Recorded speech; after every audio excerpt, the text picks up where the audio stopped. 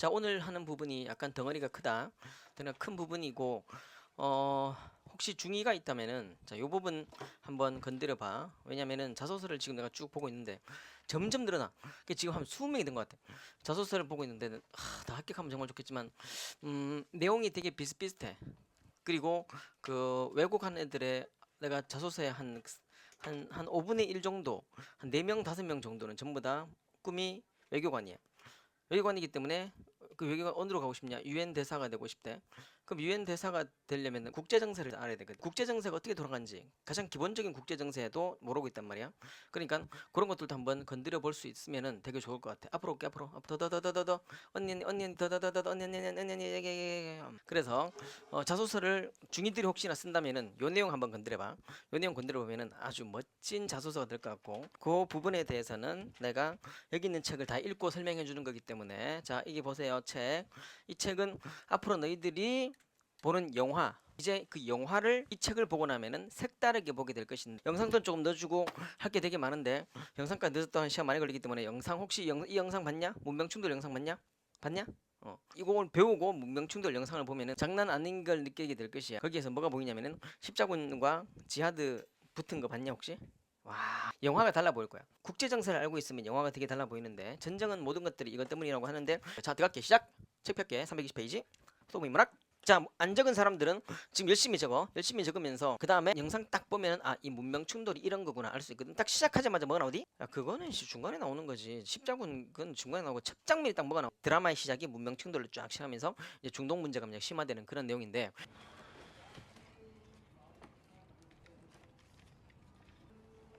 The Clash of Civilizations. Samuel P. Huntington. How you finding it? Dry. Poli-sci. Yeah. Senior year. Uh-huh. When's your paper due? Tomorrow. The only thing you have to remember is that he was right.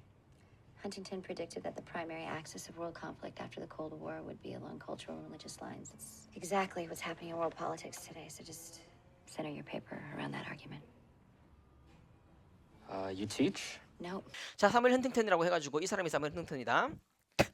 얼굴이 안 나오네. 자, 사무엘 헌팅턴 눈깔이 하여튼 뭐 보면 알지? 요거는 뭐고?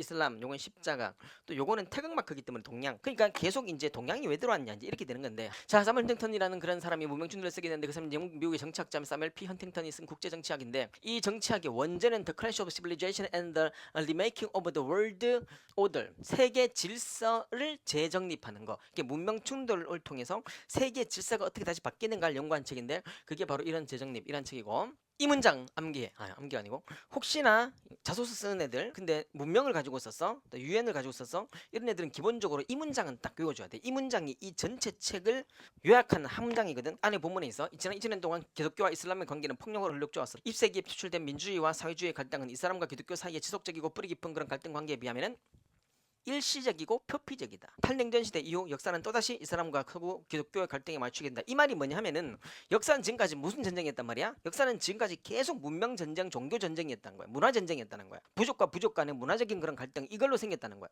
근데 20세기, 그러니까 루시가, 이따가 또 루시 나온다. 루시가 탄생된 게 400만 년 전이거든. 400만 년 전에 루시 원숭이가 짠 하나 나타나가지고 인간이 딱 된 이후에, 그때부터 지금까지 400만 년 있었거든. 400만 년 동안의 모든 전쟁은 무슨 전쟁이었다? 문명 전쟁이었다. 모두가 종교 전쟁이었다는. 그런데 딱 400만 년 역사에서 딱 한 50년, 길게는 60년, 좀 더 길게는 70년, 딱 요게 이념 전쟁이었다는 거야. 이게 이 책의 핵심인 거야. 그러니까 이념 충돌로 인한 전쟁, 이게 굉장히 우리한테는 강하게 느껴지거든. 이념 전쟁이 대표적인 게 파시즘, 나치즘, 전체주의, 군국주의, 그 다음에 민주주의, 공산주의, 이런 싸움이거든. 이런 이념 전쟁은 역사 400만 년 동안에 얼마? 딱 요 60, 70, 80밖에 안 됐다는 거야. 근데 우리가 그걸 왜 그렇게 강력하게 느끼냐? 이유는 너무 많은 희생이 있었기 때문에. 그리고 가장 최근의 사건이고, 지금도 탈냉전 시대라고 하지만 하여튼 냉전 시대 안에 조금 들어와 있는 느낌이거든. 우리가 거기를 살고 있기 때문에 우리가 강력하게 느끼지, 사실 요 기간이 끝나면 다시 우리는 뭐로 들어간다? 문명 충돌의 역사로 되돌아간다는 그 말이야. 그렇기 때문에 인류사의 그런 충돌은 문명 충돌의 역사이지만 이념의 충돌의 역사가 아니라는 거야. 태초부터 지금까지 400만 년 동안에 우린 문명 충돌했지 이념 충돌은 지극히 일시적이고 표피적이고 예외적인 그런 현상일 뿐이었다. 요걸 말하는 거거든. 그게 되게 중요한 거라고. 그러니까 우리의 이념 전쟁 월드워 1, 월드워 2 이게 되게 큰 것처럼 보이지만 사실 그거는 역사 전체에서 보면은 큰 사건은 맞아. 너무 많이 죽었고 대량으로 살상됐던 그런 사건이기 때문에 굉장히 큰 거지만 하지만 역사 전체를 본다면은 그 사건은 굉장히 뭐했다? 순간이었다는 것이. 봐봐. 문명 충돌은 국제관계 대립의 이데올로기 이념이다 설명해줄게. 아닌 게 이런 문명 간의 그런 갈등 이런 것들인데 초기에 민화 문명과 그 다음에 누구의 문명, 민화 문명과 이집트 문명과 그리스 문명과 로마 문명의 충돌, 그 다음에 기독교 문명과 그 다음에 이슬람 문명의 충돌, 그 다음에 기독교와 서구. 지금은 기독교랑 서구가 붙었지. 서구 중에서 어느 영국, 프랑스 붙었거든. 그리고 또 어디가 붙었지? 이스라엘 쪽이 조금 붙었지. 한편이랑 그 다음에 이슬람, 하마스, 팔레스타인, 이란, 이라크. 거기다가 지금 누가 들어간 줄 아냐? 중국이 들어붙었거든. 이슬람과 유교가 짬뽕이 되고 유럽과 기독교가 유대교가 짬뽕이 되어가지고 이제 또 전쟁을 벌인다. 역사는 그랬다는 거야. 근데 문제는 이런 전체가 400만 년 동안의 역사인데 잠깐 아주 잠깐 서로 추구하는 가치가 다르기 때문에 서로 자신이 이념을 주장하는 그런 서로 간의 갈등 이념 갈등이 살짝 있었어. 그럼 이념이란 무엇인가? 전체주의 이탈리아의 파시즘과 그 무솔리니 이 새끼 지금 히틀러 나치즘 그 다음에 일본의 군국주의 이 새끼들 그 다음에 자유주의 민국과 영국과 프랑스 등등등의 자유주의와 전체주의 한판 싸움이었고 그게 끝나자마자 바로 여기 러시아가 있었거든. 러시아가 이 중간에 있어서 얘들이 또 소련 공산주의가 되면서 공산주의 민주주의가 또 한판 싸우면 냉전 시대가 되었고 그러니까 이 사건이 뭐였다고? 역사에서의 길다 짧다 시작 지극히 짧았고 지극히 표피적이고 지극히 일시적이었다는 거야. 냉전 시대가 끝나는 탈냉전 시대부터는 다시 무슨 전쟁으로 되돌아온다? 문명 충돌로 되돌아온다는 거야. 뭔지 알겠냐? 그게 사무엘 헌팅턴의 그런 걸 딱 이제 면접 시간에 딱 말하면 진짜 죽이지 이게 막 지극히 일시적이고 표피적인 예외적인 현상이었다. 지극히 예외적인 이념 충돌은 지극히 예외적인. 그러니까 우리가 남들이 다 하는 말 유엔 대사 돼가지고 뭐 하고 싶냐 난민들이 구하고 싶다 누구나 다 하는 말. 내 지금 난민에 대해서 내들이 그렇게 많이 관심인지 몰랐다. 근데 결국 물어봤어. 그럼 난민에서 조금 진짜 심각한 난민의 한 종족을 말해봐. 이랬더니 아무도 몰라. 그리고 우리 왜 전부 다 시리아 난민 그 다음에 저쪽이 어딨냐 아프가니스탄 난민 또는 뭐 이쪽 난민만 생각하냐 예멘 난민 이런 애들만 가까운 곳에 난민이 있잖아. 누가 있냐? 탈북자도 난민이거든. 근데 그거 빼고는 가까운 쪽 동남아시아에 누구 있지? 지금 미얀마의 군부 정책 구테타를 일으켜가지고 대가 지금 난민이 생겼거든. 그 100만 명의 난민들 특히나 그 난민들의 대부분은 로힝야족이거든. 걔들은 전혀 모르면서 저그만 시리아 아프가니스탄 난 아프가니스탄의 그 사건을 보고 난 느꼈다. 그러면 다 똑같은 자소서가 되는 거라고. 이런 내용들이 참 좋은 내용들인데 물론 문명 충돌을 비판하기도 해. 너무 디스토피아적이다. 뭐 이렇게 말해서 어떤 사람은 문명 충돌을 치는 문명 공존이라는 책도 이것과 똑같은 크기의 책을 낸 적이 있었거든. 비판이 많기 때문에 이게 절대적이다라고 말할 수는 없어. 상호관계가 생길 수 있다. 근데 이 상호관계 국제정세에서 두 가지가 있거든. 국제정세 두 가지. 첫 번째는 힘의 논리. 두 번째는 유엔의 화해와 공존. 요거는 힘의 논리. 요거는 유엔의 따라서 유엔이 하는 게 바로 상호공존이거든. 충돌이 아니라 양립할 수 있도록 유엔이 중재해준다. 근데 문제는 유엔이 그럴 힘이 없거든. 유엔이 힘도 없어.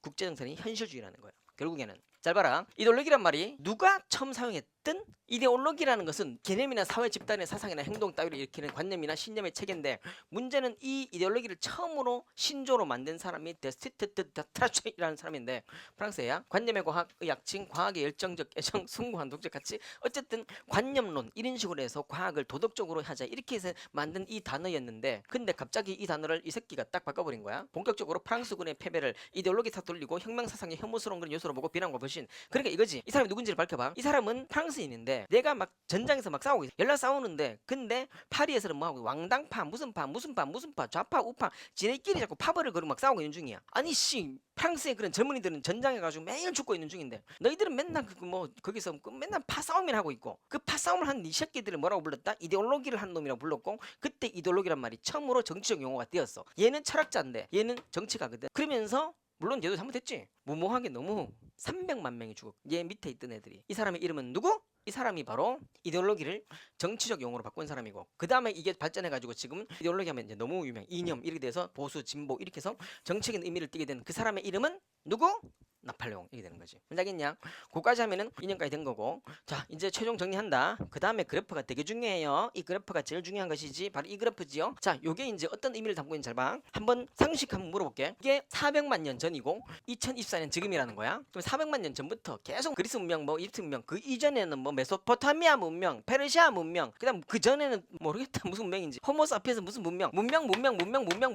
문명끼리 열나 막 싸우고 있었어. 근데 문명이란 건 알겠지만 페르시아와 그리스 뭐 이런 애들 그리스와 또 스파르타 이런 그러니까 뭐 땅 따먹기 이런 거보다는 문명 간의 충돌이 있다는 거야. 문명 간 충돌인데 어느 순간 이 사람이 태어나게 돼. 이 사람이 누구지?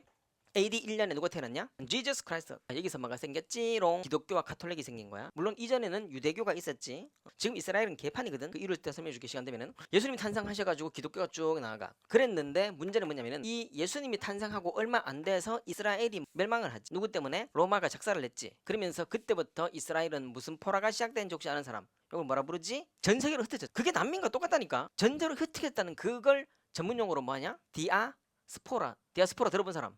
새끼들아 진짜 얘는 진짜 그게 디아스포라라고. 디아스포라는 난민, 자기 나라에서 살지 못하고 전쟁이나 아니면 어떤 폭력적 억압에 의해서 그 나라를 떠나게 된 게 디아스포라라고. 특히나 그 디아스포라 역사를 가지고 있는 이스라엘 AD 얼마 안 되고 바로 디아스포라 돼가지고 나중에 이스라엘 국가를 만들 때가 1900 그때 40 몇 년도였거든. 2000년 동안 디아스포라였어. 근데도 그 민족을 유지할 수 있었던 건 이스라엘 새끼들, 대단한 새끼들. 어쨌든 여기서부터 뭐 유대교, 이스라엘 뭐 쭉 있었지. 기독교. 그러다가 여기서 누가 태어났냐? 이 사람이 문제인 거야. 무함마드가 태어난 거야. 기원 후 570년경. 그때 태어나면서부터 본격적으로 얘기는 뭐가 시작됐지? 이슬람교 시작되지. 그러다가 어떤 일이 벌어졌냐? 서구 국가는 전부 다 기독교거든. 또 교황 카톨릭이거든. 근데 여기 뒤에서 얼마 안 있다가 요쯤 되어서 이스라엘 쪽이 전부 다가 주위에 다 중동만 있거든. 다 이슬람이거든. 딱 유대교만 빼고. 근데 유대교는 이미 디아스포라 돼버렸잖아. 그래서 그 지역을 누가 들어갔냐 하면은 이슬람에 그냥 슬쩍 들어갔어. 그러자 난리가 난 거야. 성지가 뭐 했다? 뺏겼다는 거야. 예수님의 성지가 뺏겼다는 거야. 성지가 뺏겼다. 성지를 탈환하자 해가지고 일어난 게 십자군. 반대 이슬람군들은 당연히 막아야 되겠지.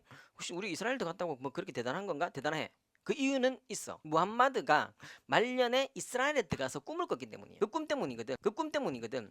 어쨌든 기독교와 이슬람, 그 기독교의 십자군, 그리고 이슬람은 지금도 뭐 하지? 지하드라고 해. 지하드가 뜻이 뭐냐면은 성전이야. 성전 뜻이 뭘까? 성스러운 전쟁이야. 지금도 걔들은 폭탄 들고 막 터지잖아, 맞지? 그게 지하드라고 해. 지하드 되게 무서워. 그렇다고 그도 모든 이스람이 그런 게 아니고 이 사람들이 되게 착해. 되게 착한데 극단주의 이슬람, 수니파 막 이런 애 있잖아, 맞지? 이런 애들이 약간 좀 심하지. 그 뒤로부터 11차, 2차, 3차, 4차, 5차, 6차, 7차, 8차, 9차, 10차, 11차 국자군까지 몇백 년 동안 계속 싸우게 되는 거야. 이유도 없이 성지를 찾자 이러면서. 그러다가 요거지. 요때 딱 몇 년? 요 기간 동안이 뭐였다고? 딱 이념 충돌. 1차 대전, 2차 대전, 삼국시대.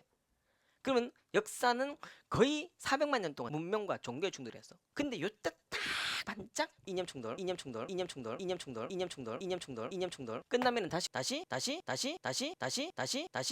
운명 충돌, 운명 충돌, 운명 충돌, 운명 충돌, 운명 충돌, 운명 충돌, 운명 충돌, 운명 충돌로 되돌아간다. 지금도 그 보이고 있잖아. 기독교와 서구와 이슬람과 중국이 짱깨들이 붙어가지고 지금 이상하게 돌아가고 있어. 이건 이념 전쟁이 아닌 거야. 또 다시 한번 종교 전쟁으로. 그래서 이스라엘과 지금 하마스 붙는 거 전부 다 그것 때문이거든. 사실 그 뿌리를 보면 전부 다가 뭐 종교야. 우리 땅을, 네 땅을 누가 디아스포라로 뭐 뺏기래? 이 책 보면 중간에 어떤 게 있냐면은 내가 써놨다 55페이지. 책이 쓰여진 지가 1970 몇 년인데 그때 이제 뭐라 써있냐면은 55페이지에 우크라이나와 러시아 사이에는 안보를 둘러싼 경쟁이 촉발될 수 있을 만한 상황이 조성되어 있다. 뭔지 알겠냐? 미리 이미 이렇게 됐다는 거예요. 그러니까 우크라이나랑 러시아랑 전쟁 터지고 쓴 게 아니고 이미 여기에 우크라이나, 보이지? 우크라이나와 러시아 사이에는 안보를 둘러싼 경쟁이 촉발할 수 있는 상황이 이미 조성되어 있다. 러시아 우크라이나처럼 허술한 국경선을 길고 맞대고 있는 강대국들은 보이지 맞지? 이미 그런 식으로 간다는 거야. 갑자기 우크라이나하고 러시아가 붙은 게 아니고 원래 이런 문명에 그런 관한 내용들이 뿌리 깊게 있었다는 거야. 근데 지금 잠깐이야. 이제 이것도 끝났지? 그럼 다시 문명 충돌로 되돌아간다는 그 말 되는 거야. 요게 바로 문명 충돌이고. 이제 오늘 영상을 한번 보면은 이제 알 수 있을 거야. 이렇게 깊게, 이건 기쁜 것도 아니야. 요 정도까지 알고 있다면 일단은 공통 면접 아니면 심층 면접 어쨌든지 말을 할 수 있는 거라고. 뭐 세계 정세는 뭔지, 뭐 세계 정세가 나랑 뭔 상관? 세계 정세는요. 지금 싸우고 있다냥 이렇게 하면 그럼 되지. 그래도 합격시켜주는. 재밌지 않냐 문명 충돌. 이런 걸로 중2들 있다면은 내년에 요걸로 팍 내년에 이제 외고반이 생기면 처음부터 내가 여러 가지 소개시켜 주면서 내가 수업 시간에 하는 것들은 기본적인 공통 면접의 개념이라고 생각하면 돼요. 이데아가 뭐냐, 철학이 뭐냐, 사회적 증거가 뭐냐, 이런 것들이 기본적인 일반 면접에 대한 이야기고 가지고 내년부터는 본격적으로 한 50명만 받고 다 합격시켜 볼 거야.